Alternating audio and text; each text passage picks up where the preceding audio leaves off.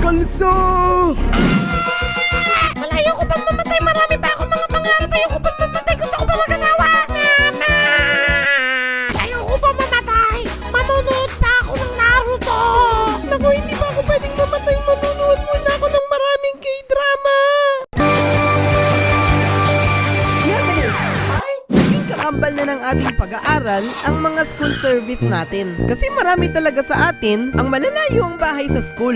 Sabi nga ng nanay ko, samantalang kami noon, umaakyat pa kami ng bundok, umatawid pa kami ng ilog. Pero ngayon kasi may mga kalsada na tayo. Hindi na natin kailangang maglakad o tumawid sa mga ilog para lang makapasok. Nung elementary kasi ako, bagaman wala kaming service, may ilan naman na mga bata akong nakakasabay pagpasok ng school at pauwi. Sana may makasabay ako pag uwi. Ang dilim pa naman sa daan.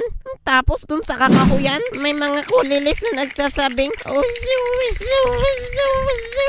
Ayaw ko na mag-isa dun. At kahit mag-isa naman ako na uuwi, hindi naman ako napapano. Kaya hindi ganun nakakatakot at delikado. Pero ngayon kasi sobrang mapanganib na ng panahon. Kasi kabi-kabila na ang mga balita na kesyo meron daw mga nachuchugi, nasasaksak at nakikidnap na mga bata. Kaya naman mapa-jeep, mapa-van, rusko, tricycle o motor, ginagamit natin para lang maging ligtas tayo sa pagpasok sa school at sa paghuwi ng bahay. At ang tawag natin dyan, school service.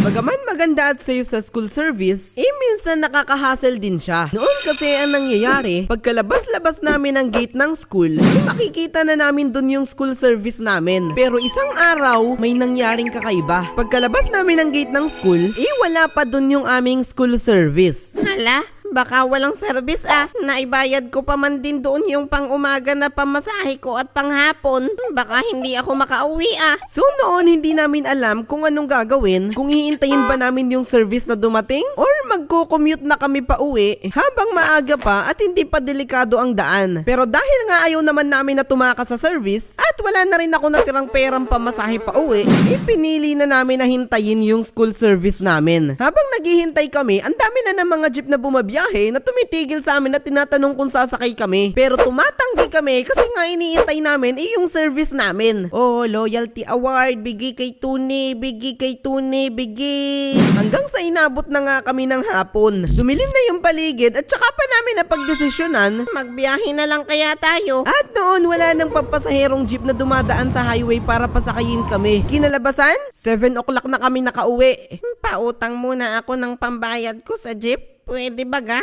Naibayad ko na kasi sa service yung pamasahe ko. Ginabi na ako makauwi nun. At ang matindi, nakalimutan kong dalhin yung flashlight ko. Kasi noon wala pa namang cellphone At kahit high school na ako, hindi naman required sa amin na mag-cellphone. At umuwi ako noon na inaaninag yung daan papunta sa amin. Sobrang dilim na ng paligid, pero pilit kong inaaninag yung medyo maputi-puti na imahe. At yun yung dinadaanan ko kasi alam ko na yun yung lupa at hindi ako mahuhulog sa bangin. Haha! Nakarating ako ng ligtas. Walang aswang sa daan. Naalala ko noon yung service namin na Rusko. Okay naman siya nung una, sakto lang yung oras ng pag-alis namin. Pero habang tumatagal, paaga na siya ng paaga. Hanggang isang araw, sabi niya, "Bukas alas 5 na ang alis natin Kailangan kapag dumaan ako, naghihintay na kayo sa tabi ng kalsada." Ako pa naman noon, ang layo pa ng nilalakad ko para makarating dun sa kalsada na intayan ng Rusko na service namin. Kung alas 5 dapat naghihintay na kami sa tabing kalsada, so 4:30 dapat umaalis na ako ng bahay. At 3:30 dapat ako gumising. Sobrang aga yata nun para sa akin Parang ayoko gumising ng sobrang aga. At dahil nga sobrang aga kong umalis, nagdadala ako ng flashlight kasi madilim pa yung dadaanan ko na gubat. Ang hirap naman kapag ganito. Sobrang dilim. Sana naman walang aswang dito. Ha? Ano yun? Sinong nandyan? Sana pusa lang yun. O kaya ibon. O kaya langgam na natalisod sa buhangin. Then, pagdating ko sa school, nakikita yun ng mga kaklase ko at sinasabi nila, "Oh, meron ka pala dalang flashlight? Astig, dumadaan ka ba ng gubat kapag pumapasok ka?" Oo, kapag may nakikita nga akong aswang, sinasakal ko.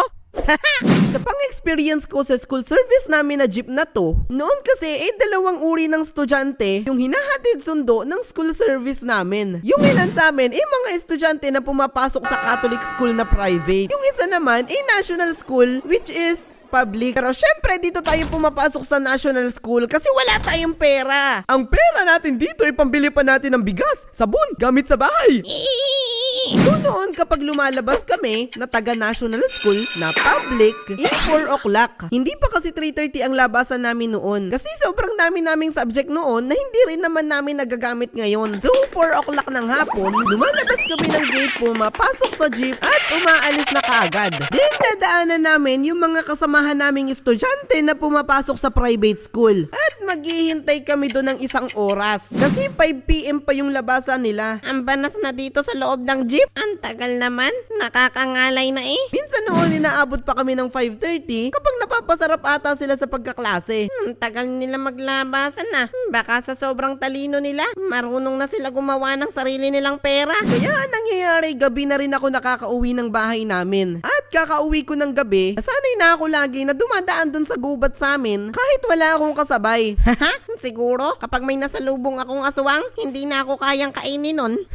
Isa pang experience ko sa school service namin, meron talagang mga nagbabarako na mga nakikiservice din na akala mo sila na yung may-ari ng service na sinasakyan namin. Itago na lang natin siya sa pangalang Raji. Mabait siya sa mga babae, pero sa aming mga lalaki, ang tingin niya parang kutong lupa na gusto niya ng tirisin. Noon kasi sa service namin na Rusco, meron siyang 2 upuan dito sa magkabilang tabi. At dahil hindi kami kasya doon, nilalagyan pa ng isa pang upuan na kahoy sa gitna. At kapag doon ka nakaupo, parang lagi kang matutumba kapag lumiliko. Ang sakit din niya sa puwet kasi kahoy siya, matigas. Yung mga babae, doon pinapaupo sa magkabilang tabi na upuan na malambot. At kaming mga lalaki, dito pinapaupo sa matigas. Pero minsan maluwag yung magkabilang tabi, kaya minsan pwede talaga kaming umupo doon. Dapat. Maliban na lang kapag nandun si Raji. Kasi isang araw noon, maluwag yung mga upuan sa tabi, kaya lumipat ako ng upuan. Then sabi ni Raji, Ay, wag kang umupo dyan. Pang mga babae lang yan. Babae ka ba? pagkatapos niya sinabi yun, lumipat na ako dun sa matigas na upuan. At pagkalipat-lipat ko, siya na ang umupo dun sa bakanting upuan na malambot sabay ngisi.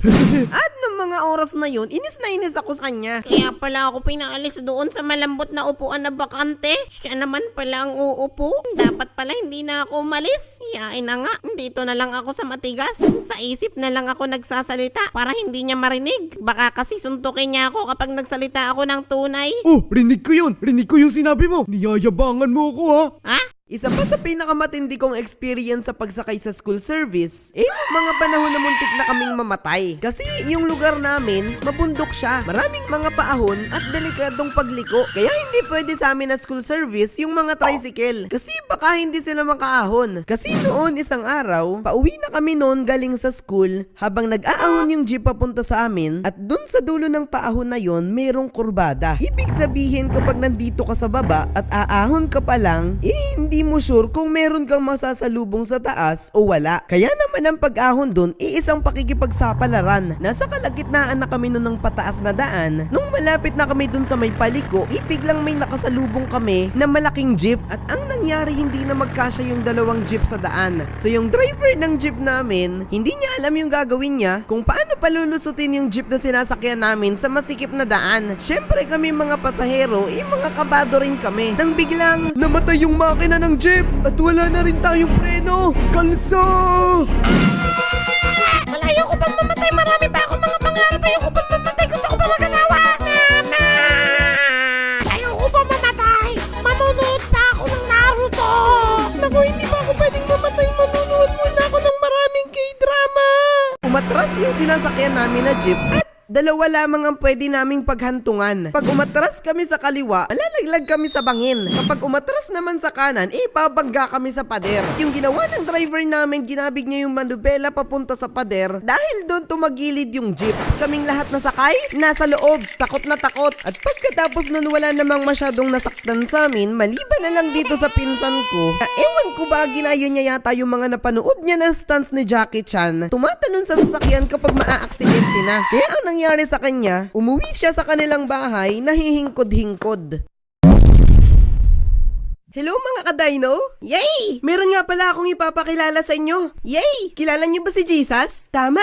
Siya yung namatay sa krus para bayaran yung ating mga kasalanan. At alam mo ba na mahal ka niya? Ang sabi sa Biblia na kanyang mga salita sa John 3:16, sapagkat kayo na lamang ang pag-ibig ng Diyos sa sangkatauhan, kaya pinigay niya ang kaisa-isa niyang anak upang ang sino mang sumampalataya o maniwala ay hindi mapahamak kundi magkaroon ng buhay na walang hanggan. Mahal na mahal ka daw ng Diyos, kaya ibinigay niya si Jesus para sa'yo. At alam mo ba, sabi sa Bible, kung ipapahayag ng iyong bibig na si Jesus ay Panginoon at buong puso kang sasampalataya na siya'y muling binuhay ng Diyos, maliligtas ka. Kailangan din daw pala na sabihin ng ating bibig na siya ay Panginoon at tagapagligtas natin. Kaya ngayon, mananalangin tayo at susundan mo ko. Pikit lang ikaw. Tapos, sabihin mo kung ano yung sinasabi ko. Handa ka na ba? Simulan na natin.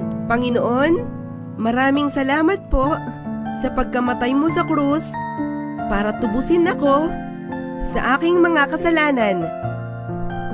Patawarin mo po ako sa lahat ng aking mga pagkakasala.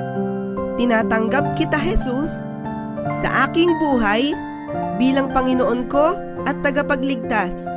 At isulat mo po ang aking pangalan sa aklat ng buhay. Salamat po, Panginoon, sa pangalan ni Jesus. Amen! Congratulations! Tinanggap mo na si Jesus sa iyong buhay. Palagi ka nang magpe-pray, palagi ka nang magsisimba at mahal